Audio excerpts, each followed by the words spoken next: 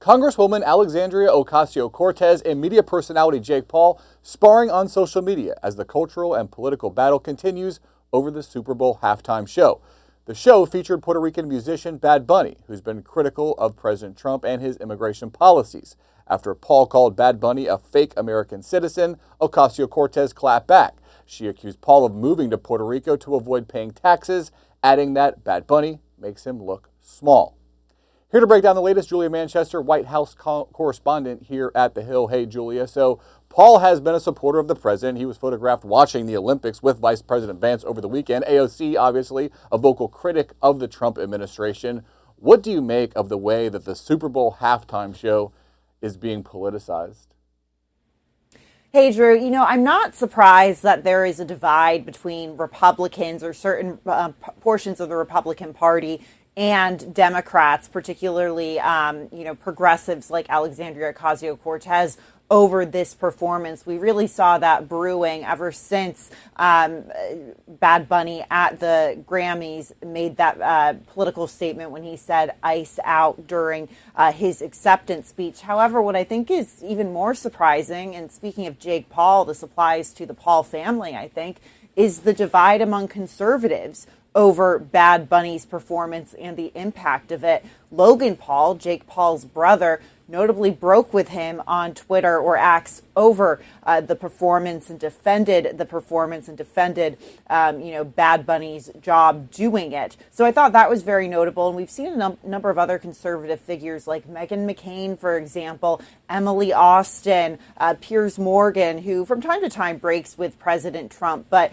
is seen as somewhat of a conservative figure in media. They've all defended the performance, saying that there was nothing unpatriotic about the performance. In fact, it was the complete opposite of that, talking about how it was a very positive message, talking about unity, community, having the American flag present on stage with a number of other flags from North American and South American and Latin American countries. So the divide within the political right is what I think is notable.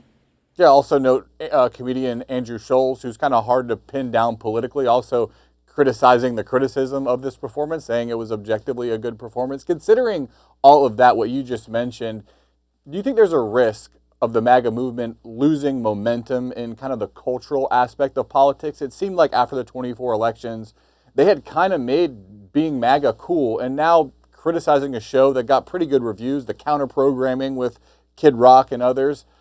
Could the momentum in the cultural aspect of politics be shifting?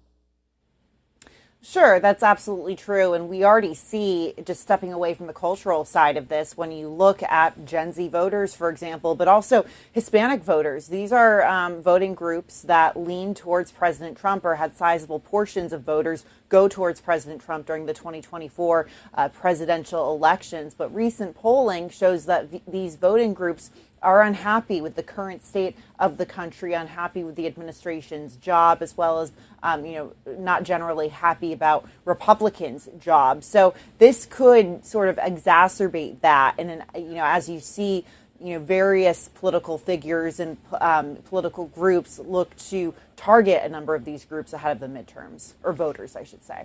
Yeah, and some of that slippage in support, especially among Latino voters, has been a result of the Trump administration's immigration policies. And you have somebody that's very popular in the Latino community in Bad Bunny, and he was criticizing the Trump administration over these ICE raids and over its immigration policy, to then have MAGA and the president and some people in that movement going so hard at Bad Bunny over something that many of them may agree with, even though they voted for President Trump in 2024. I wonder, if you're a Republican strategist thinking about how to win in the midterm elections, if you think that this type of criticism is not going to be great for us in holding on to maybe skeptical Latino voters. Yeah, I think a lot of Republican strategists, at least that I've spoken to, have said this isn't necessarily helpful, but this performance in itself is maybe one incident that is part of a bigger problem that conservatives and Republicans have with the Hispanic vote right now. Is the Bad Bunny performance itself going to cost Republicans the midterms on its own? Probably not. However, I think there is a real question as to whether it's a bigger problem when it comes to Republicans' ability to attract to or adapt themselves and reach out to a number of these voting groups like Gen Z voters, millennial voters, as well as Hispanic voters. All right, we're going to leave it at that. Julia Manchester, always appreciate your insight. Thanks so much. Thank you.